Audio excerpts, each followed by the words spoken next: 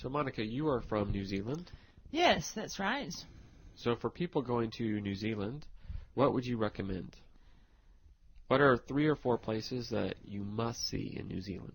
Oh, okay. 3 or 4 places you must see. Well, depends what you're looking for, really. I think a lot of people that come to New Zealand enjoy an outdoor lifestyle, so there's lots of outdoor activities and places you can go to enjoy in New Zealand.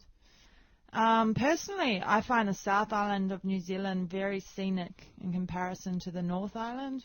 So for me, a must-do is the west coast of the South Island. It's very pretty. The West Coast. Yeah. In particular, there's 2 glaciers, Franz Joseph and Fox glaciers, which are very stunning to look at. And you can either have a look at them by foot, or you can pay for a helicopter ride that takes you up and shows you an aerial view of them. Now, do people ever walk across the glaciers?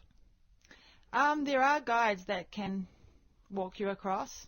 Yeah, I haven't done it personally, but it is possible. So what else would you recommend for New Zealand? What other places should people see? I think if you want to see, let me think, rural New Zealand, it's quite a nice idea to drive the length of the country, and then you can see the interesting farming that has taken place, in particular in the South Island, the lower part of the South Island, and a lot of the North Island as well. There's a lot of sheep in New Zealand, and there's a lot of cattle as well. So I think it is always interesting to go for a drive and to see that firsthand. So you just start up in Auckland in the north and drive all the way down south?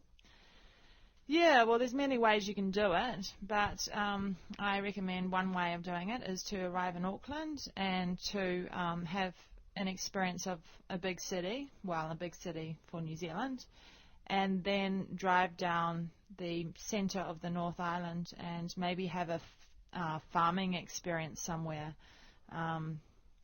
There's a lot of farm stay opportunities available for tourists who come to New Zealand. So depending on how you do it, you might want to stay 2 or 3 days with a family and experience a farming lifestyle. So that's, one thing I'd recommend. And another is to maybe go to a city like Rotorua, which is really in the centre of the North Island, and experience Māori culture. There's a Māori village there near the Whakarewarewa forest, which hosts a lot of tourists, and you get to experience Māori waiata, which is Māori songs, and you get to see the hot springs in New Zealand and thermal mud pools. So, Rotorua is a nice city to go and visit. And then work your way down to the capital of New Zealand, which is Wellington. And I think if you want to experience the cafe lifestyle of New Zealand, that's a good place to go.